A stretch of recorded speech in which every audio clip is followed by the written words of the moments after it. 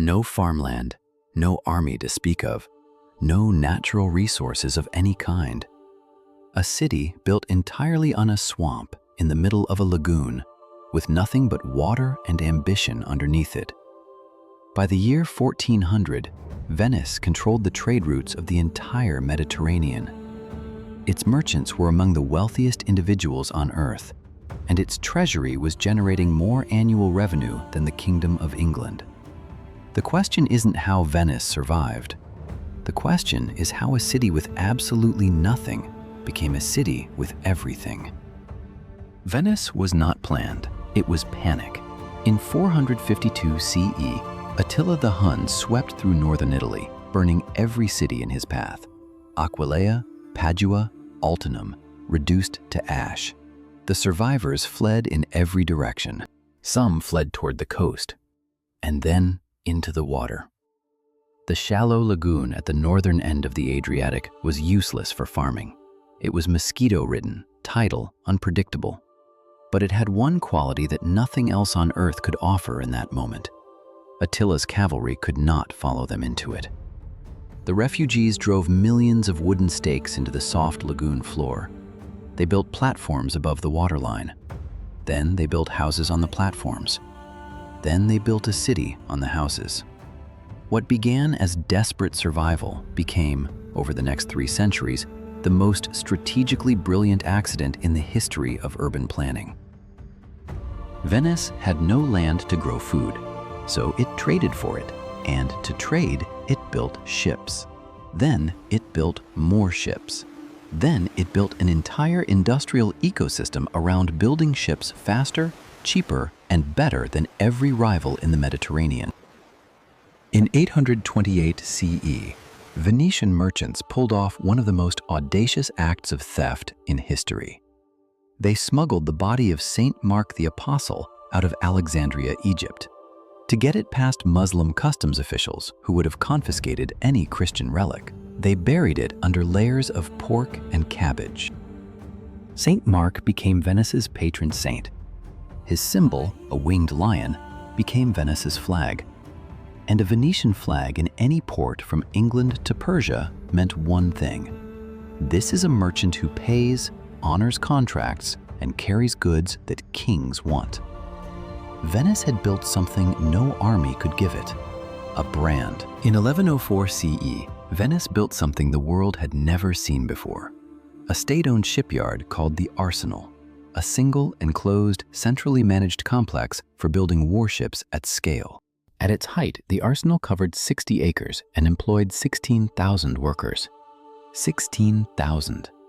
In a city of roughly 100,000 people. It could assemble a fully equipped, sea-ready warship in a single day. Not lay a keel, build a complete vessel. One day. The production method was revolutionary. Standardized, interchangeable parts, moving assembly, specialized teams working in sequence. Dante visited the arsenal and was so overwhelmed by the scale of the operation that he used it as his model for hell in the Inferno. That was in 1306. The Industrial Revolution would not begin for another 4.5 centuries. Venice didn't just build ships. Venice invented manufacturing. In 1202, the leaders of the Fourth Crusade arrived in Venice, needing ships. They wanted to sail to the Holy Land and recapture Jerusalem. Venice agreed to build the fleet at a price larger than the Crusaders could pay. The Doge of Venice at the time was a man named Enrico Dandolo. He was in his 90s, he was completely blind, and he was one of the most ruthless strategic minds of the medieval world. When the Crusaders couldn't meet the full payment, Dandolo proposed a counteroffer. Forget Jerusalem. Attack Constantinople instead, the wealthiest Christian city on earth, and split everything inside it. The crusade that was supposed to liberate the Holy Land ended in the streets of the greatest Christian capital in history. Constantinople fell to Crusaders and Venetians in 1204. Venice walked away with 3/8 of the Byzantine Empire, trading rights across the entire Eastern Mediterranean, and the 4 bronze horses now standing above the entrance of St. Mark's Basilica, looted from the Hippodrome and shipped home as trophies. It was one of the greatest acts of strategic manipulation in the history of medieval diplomacy, and it made Venice, for the next 2 centuries, effectively unstoppable.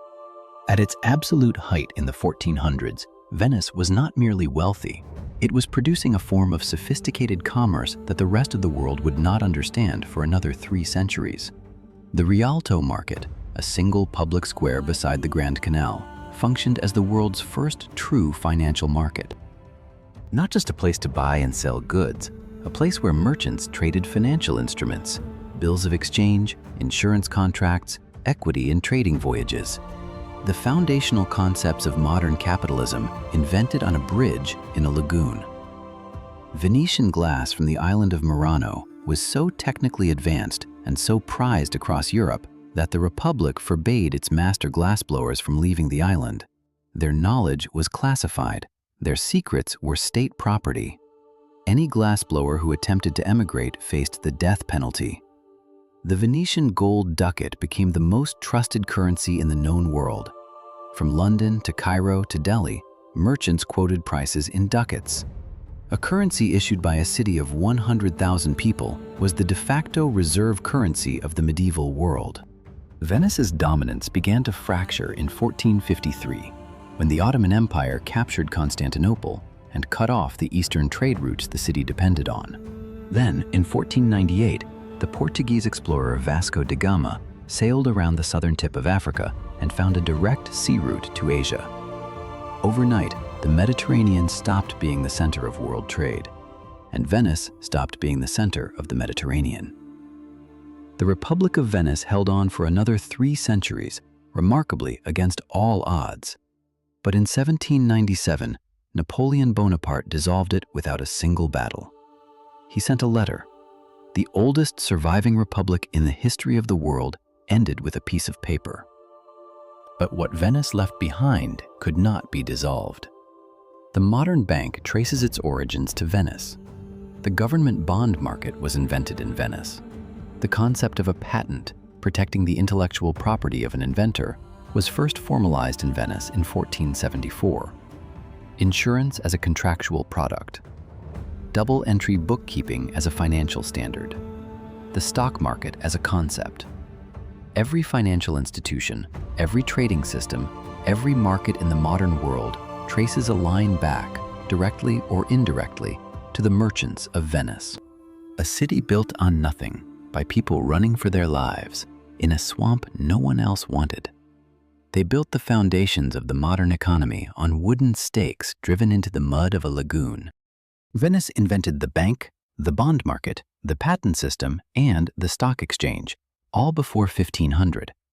Which of those do you think changed the world most? Tell me in the comments, and subscribe so you don't miss where we go next.